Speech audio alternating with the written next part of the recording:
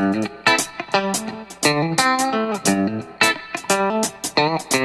this video, I'm going to take a look at the soft LED panel lights made by the Ikan company, and this is their Lyra light. Now when it comes to LEDs, I find myself looking for basically two types of lights, and that's either a soft light or a single emitter hard light, especially something that goes through a Fresnel lens. And as you can see with these Lyra lights, they're your basic 1x1 panel light with a built-in heavy diffuser, and that turns it into a soft light. So form factor wise, it's a very familiar form factor, the 1x1 panel form factor with a built-in diffuser. But what I like about these Lyra lights is that they have these built-in barn doors. Now with soft lights, the light will scatter everywhere, especially when they're not recessed deep in a fixture. And just having these built-in barn doors, it just helps to contain the light and to shape it a little bit when we're on location. And the fact that they're built in and we don't have to, add them on a frame, it just makes life a little faster and easier to work with on set. They also end up being the chimera holder, which chimeras are available separately, and we'll take a quick look at that in just a bit. Now, as a 1x1 light panel, or a 1x1 panel light, it features plastic housing. Now, for me, I'm fine with the plastic. If it makes the unit a little more frugal, a little lighter, those are all good things. If I break the housing, probably damage the boards inside and knocked off LEDs, so I'm really fine with the plastic housings. I will say that I did take both these lights around the globe, and they held out fine without a single problem. Now to operate this light, we simply use this yellow dial. Right now we're at 100%, and we could simply rotate it till we get down to 10%, and then of course back up to 100%. To set the color temperature, we hit this big yellow button, and again, using the dial, we could come up to 5600, back down to 3200 degrees Kelvin, and then something in between. Hit it one more time, and we're back to the dimmer. This light came with an Anton Bauer battery plate installed, which is great because many light manufacturers charge you for a battery plate. But to do it even better, they also included a V-mount plate if you use V-mount batteries. So simply unbolt the Anton Bauer, install the V-mount, and you're good to go. Now, before I forget, I want to mention that these lights came with a few extra pieces. For one, on the inside of the barn doors, they came with reflective metal pieces that they called intensifiers. One side was silver, one side was gold.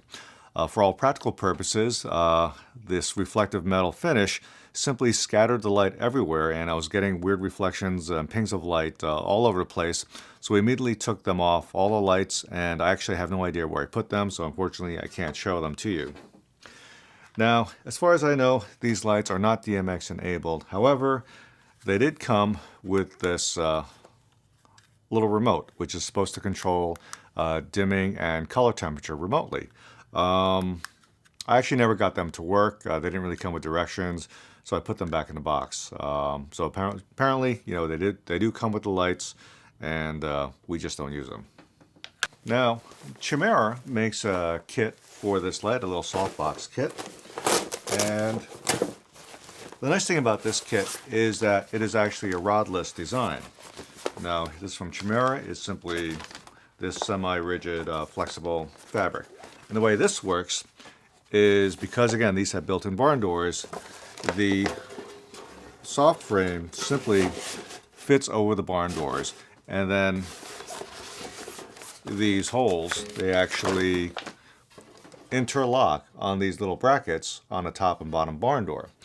Now, it also comes with 3 rags, the classic Chimera white, and looks like light grid, and it also comes with a very light fabric. It looks like Hampshire. It's something equivalent of Hampshire.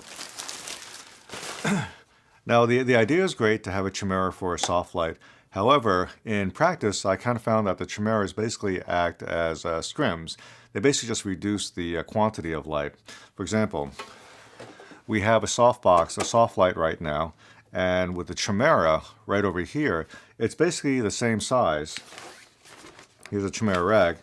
It's basically the same size as the diffusion, as the panel light is to begin with. And so what this does, you do have double diffusion here, then diffusion here. However, it doesn't seem to, in all practical purposes, doesn't seem to really affect the quality of light so much as the quantity of light. So because, again, this is a soft light, I don't know if I really recommend a chimera. I end up basically not using it too often because it just kills the light. With LED lights, I'm curious about a couple things, and one of them is output. Now, to help measure output, actually I measure the power consumption of a unit, again using an amp meter, because it's actually something we do need to know. We do need to know what the draw is on a unit, and it is a rough indication of what type of output to expect. Now, I've set up this light at 100% at a mixed color temperature because it will draw a little more power. And I see that we're drawing 0.73939 amps. So 0.739 amps, that's roughly about 88 watts of power at 120 volts. So it's very close to its 90 watt rating. Now, the other thing that, of course, we want to know is how clean is the light? Will it cast a funny tint, in either magenta or green, especially against the human face? So now let's set up to do a quick tungsten and daylight test. Now I have my comparative tungsten setup. On one side, I have a chimera, a tungsten 500 watt tungsten bulb going through a full chimera. And on the other side, I have the Ikan Lyra soft light, the 1x1 panel, set at 3200 degrees and 100% dimmed. So off to camera right, this is actually the tungsten source. And off to camera left, this is the LED source, the Ikan Lyra soft light. Now, just so you know, I did set my distance where I am right in between. I'm 7 feet away between both sources using my laser tape measure. And again, for comparative purposes, I took out my my old Iconic film light meter, and from the same position, I'm just getting a reading. I see I'm 73 foot candles with the tungsten light, and I'm at 45 foot candles with the LED at 100% dim. And as another comparison, I've got the Adam Wilson meter 2. Again, I use as comparative color meter. And again, shielding the tungsten from that, I'm at 3190 degrees Kelvin with 0 color shift. Now, if I go to the LED light, I'm at 3150 degrees Kelvin, so just a slightly warmer, at a 12M with a definite magenta shift. Now, the magenta shift you could probably see on screen. The LED side is slightly magenta, but again, that's not nearly as bad to me as a green tint. What I may try to do with this light is add a plus 1/8 green. If I could get a hold of something even milder, I'll try that. But it's a workable light. It's really not that bad. The tungsten is a bit brighter, but this is a 1x1 panel. Now let's do a quick daylight comparison test. Now off to camera right, we have a window with daylight coming through. Now we have some cloud cover, so it's a little blue. Not that blue, I take it back. It's about 5670, 5680 degrees Kelvin. And it's got a very, very slight 1G tint to it. That's probably all the green leaves outside the window. So now let's turn on our LED light. And this is our Ikan Lyra soft LED. And with this unit, it's slightly warm. Just like in tungsten, it's slightly warm. It's at 5420, 5400 degrees 20 when it was set to 5600 degrees Kelvin. And it's, right now, it doesn't have a tint. It's at, sometimes one, depending how I point it, it's 1 or 2 magenta tint, but it's a very, very slightly magenta tint, if anything at all.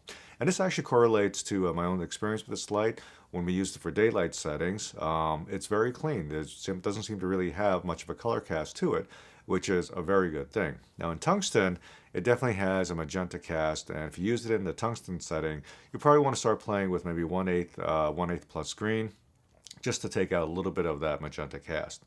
But in daylight, it's been great. And that sums it up for Ikan's Lyra Soft Bicolor LED panel.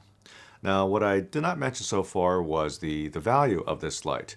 Now, when I did pick them up, this unit was slightly less than half the cost of Light Panel's Astrosoft light. And at that time, actually, the Astrosofts were back ordered and I couldn't even buy one. So I started looking at other light fixtures and I came upon this light. I saw a lot of the features of it and I ended up buying a handful of them. Now, at daylight, we mostly use this light at daylight. And again, that's been fine. Have had no need to correct the fixture. At tungsten, you may want to add, or you probably will want to add, a very slight plus green to the unit just to get rid of that magenta spike. At a mixed temperature of 4,400 degrees, it really wasn't that bad. And again, we just haven't really noticed anything because again, on location, you have light bouncing off of so many different surfaces, so many different colors. A little bit of tint generally is not the end of the world. So far, this unit has been great. It's been durable. Very happy with the price, and I do recommend them.